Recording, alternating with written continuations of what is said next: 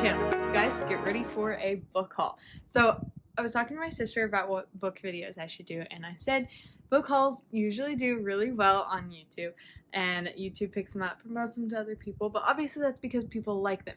But my sister was under the impression that why would anyone like book hauls? So if you guys like this kind of video, please leave me a comment down below and show me that you do like them. I guess if you don't like these kind of videos, then you can also comment, and then it will also get a lot of views, so that would be good too. But I'm curious, like, do you guys like watching book hauls? I like watching other people spend their money, and and then I like seeing what other people spend their money on, and sometimes I just don't want to spend money, and I like watching other people spend money. So I don't know, I like those types of videos, but I don't know if you guys do. So we're gonna go through these books that I bought. It's not a very big book haul, but it's a couple books that I've gotten recently and thought you guys would want to know about. So first, if you saw over on Instagram, I was sharing about the 3 for the price of 2 book deal that was on Amazon. So I actually ended up getting 3 books from that. 3 books that have been on my wish list for a while and weren't going to be like on Book Outlet, so I just went ahead and got them. And I've looked for this one at Half Price Books a ton and haven't been able to find it, so I just went ahead and got it off of Amazon. This is a really fun book. I already finished it, and it has tons of good vocabulary in it. So honestly, like, you could go through and use this in an English class and grow your vocabulary so much, because if you looked up every single word in here, you would be very smart.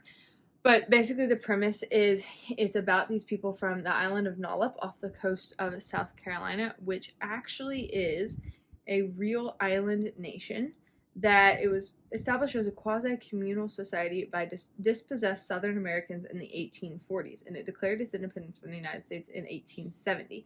And then Nevin Nolep was from there, and he's the guy who wrote The Quick Brown Fox Jumps Over the Lazy Dog, which is a pangram, which means that it is composed of all the letters of the alphabet. And so they renamed the island Nolep Island after that. So this is a fictional story of if there was like a plaque that had The Quick Brown Fox jumps over the lazy dog.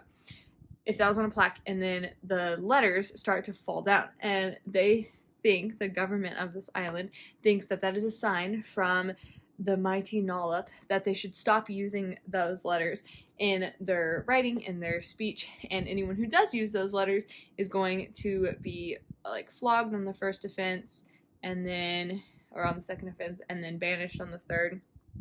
Anyway, so it's kind of like a satire story of censorship and totalitarianism, and you can definitely see that here, and even like the decline of religion whenever you have a strong government like that, because they were worshiping both Nolep and the almighty supreme being. But then about halfway through the book, like, no, we're just going to celebrate Nolep now, and who cares about the other supreme being. So it was really fun just to see, like, as the letters drop, how short their letters got, because it's written in epistolary format, so they're writing letters to each other, and then they can't use certain letters. And so at the end, it's like all they can use is LMNOP, and so it's just like no all down the page. But it was really interesting. And then they're also, like, by the end of the book, they're trying to find a sentence that is shorter than The Quick Brown Fox Jumps Over the Lazy Dog. That includes all 26 letters of the alphabet, and they do succeed in that, and I thought it was just really interesting to read. I think I ended up giving it 4 stars. The rest of the books are not going to take that long to describe because I haven't read them yet.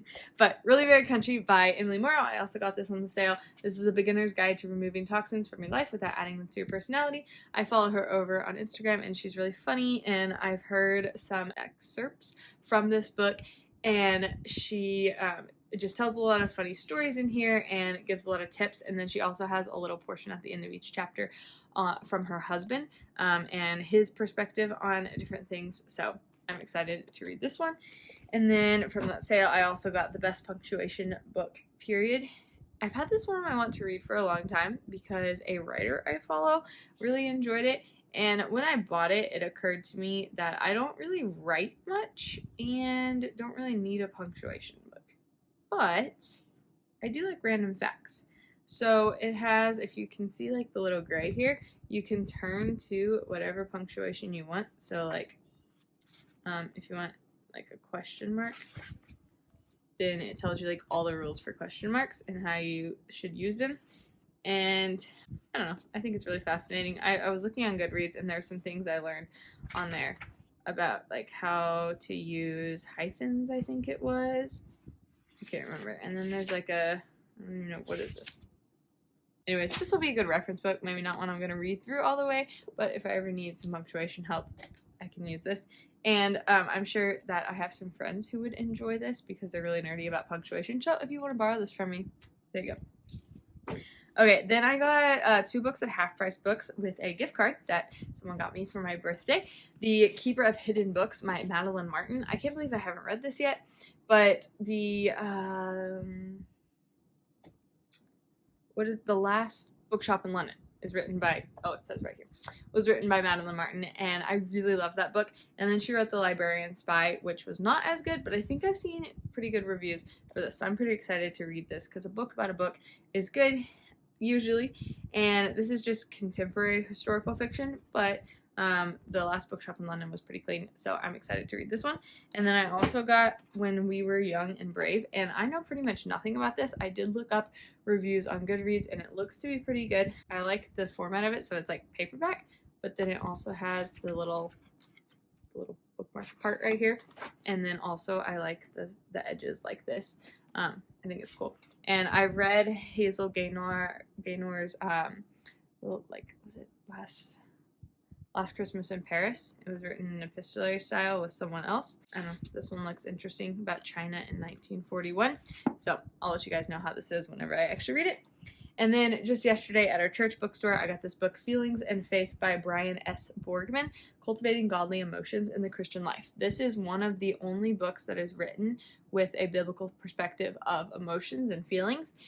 And our pastor is teaching a counseling class in our church, and he was talking about emotions, and I was learning so much, and like, wow, I really need to have a better foundation for this, and he's been talking about this book for a while, so I finally got it, and I'm excited to read this, hopefully this year. So those are all the books that I have bought in the last couple of months. I don't buy a ton of books because I can read them on Kindle or listen to them on Libby, or I have a lot of books back here that I still have to read, but those are ones that I felt like it was worth it to spend my money on, and I would let you guys know in the future if it was a waste of my money.